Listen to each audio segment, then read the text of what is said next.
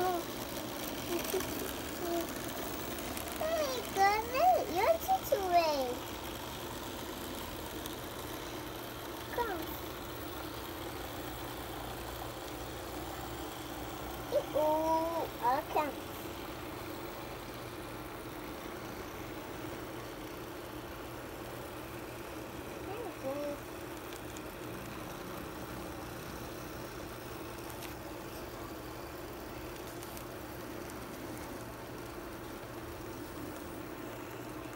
To bite my tail. To help.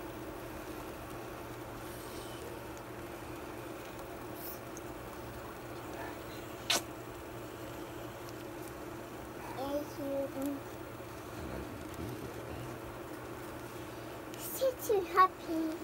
Oh! Oh, oh.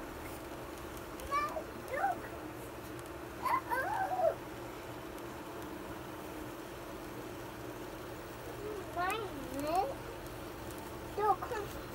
Well, hello everybody. I'll be using the same intro the next 3 times. Through 3 steps, I'm going to show you how to take the fine scale products 54 Mac fuel tanker from these random parts to a completed model through painting, gluing, and everything in between. Alright, well, without waiting too much longer, let's just get going. Alright, I'm back. Now, this is just water. I know it looks a little dirty because it's already had paint in it. How I paint my models, some of you all know, I use apple barrel paints. They're 50 cents at Walmart for 2 ounces. So you get a lot of paint for next to nothing. Any paintbrush will do. This here is a 5/0 brush, which means it's 5 zeros.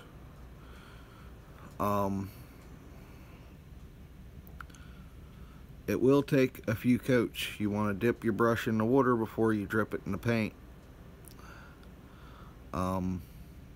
That's just to help the paint get thin enough. You want to brush your first coat till there's almost no paint anywhere. You actually want to get the paint that thin that you can see the gray through it.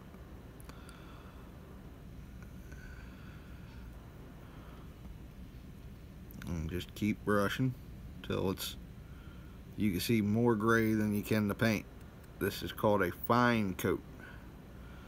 The super fine coat allows all the rest of the apple barrel paint to stick to the model. If you don't get it that fine, you can wind up with streaking paint and a funny looking paint job, because the paint will get globby in spots and be thin in others. So you want to get your first coat of paint. The wetter the better, and just paint it till you almost don't see any paint. Unfortunately, the camera's not going to pick up the gray through the blue, but you just want to keep brushing till there's almost no paint, and this will allow the next coat of paint to attach to the model.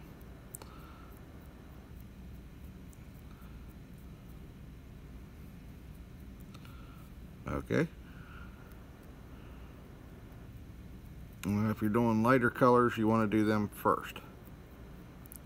But you just keep brushing till, every spot starts to turn gray.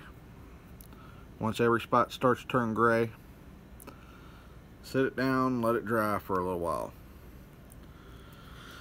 Now my trucks have a 2-tone tank. which is much easier done before assembly, or you'll wind up with a bunch of white paint on the back of the cab. And the process is the same. Clean off the blue out of your paintbrush. Once the blue is out of the paintbrush, get yourself plenty of water on your paintbrush. Dip it in the white paint. Now, this one here might be a little thicker, but brush it right on. Alright. I don't know how well you guys can see that, because the camera's got to be turning the other way from me in order for it to get enough light. But just brush on the paint, get it as thin as possible. Alright. Any place that you think there's too much paint, please move that paint around. Alright. It don't take much, just a little itty bitty dab to start with. There are already two different shades of gray between the cab and the bed on the tank, I guess you could say. So it's not much help there. But just keep brushing it around, getting into some spots by stippling and everything else is just fine. But you really want to get this paint on as thin as possible for the first coat. Alright. The thinner the better for the first coat. The next coats can be a little thicker, and the reason for that is that it will blend and fill in the cracks. But for the first coat, get it as thin as possible. You want to see a lot of gray coming out. Alright. I'm going to sit that and let that dry. I think I might have used a little bit too much paint to start with. But I'm going to let that dry, and then it's going to take about another 2 to 4 coats to get these things an even paint job.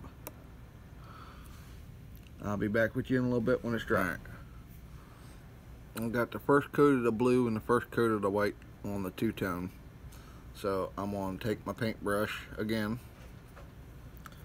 This time I'm not going to thin the paint at all. And I'll show you why I wanted you to put it thin on first. Alright. Now it's going on thicker.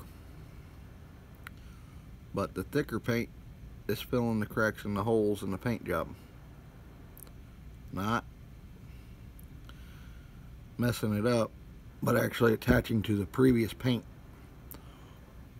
Sorry about that.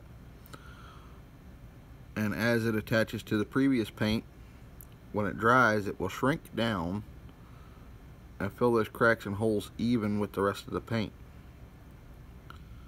So first coat ultra thin, your next coat can be thicker. Don't worry too much about your brush lines or anything else. Let it stay on there thick, and it'll shrink in and attach itself to the model. Now don't go super thick with the paint. Make sure you brush it around real good, but you can fill in the cracks of the paint job without destroying the details.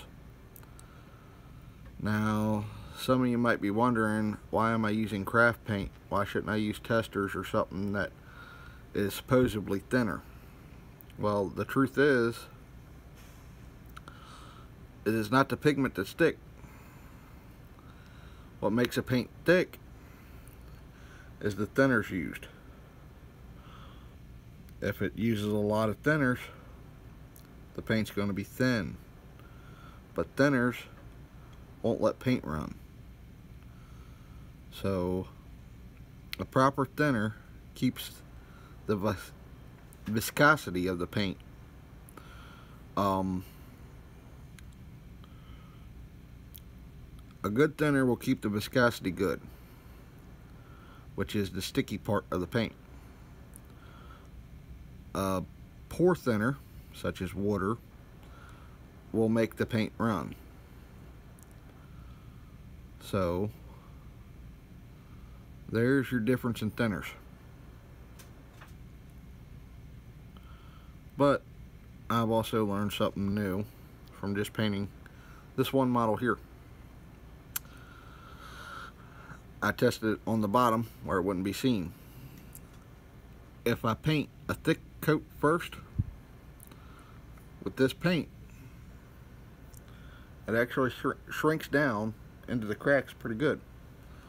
So I'm no longer going to do thin coats like I just told you to do. I'm actually going to start just doing thick coats and just taking very little and brushing it out then. It seems to cover everything much better. And when I go back with a weathering wash later of black, it should pull out the details and everything else right back out. Now, I believe I've done weathering wash videos already, so I'm not going to do that tonight. Well, this morning to you. But you can go back through my previous videos and see me weathering a couple of freight cars. It's the same technique for a vehicle, and that will bring out those small fine details that seem to be disappearing right now. But it's also kind of difficult to show you on camera. So here we go, thick paint.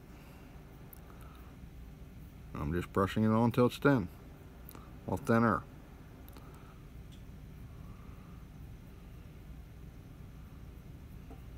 Now that I know this technique will work, I'll use it on the rest of the models.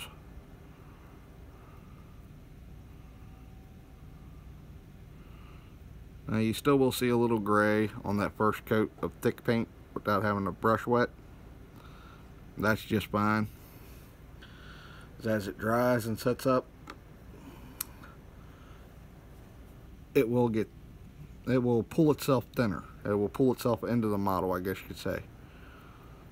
And then you just apply your second coat, which is what I'm doing here on the cab. My first coat's already been down, and I'm just applying paint to the top of that.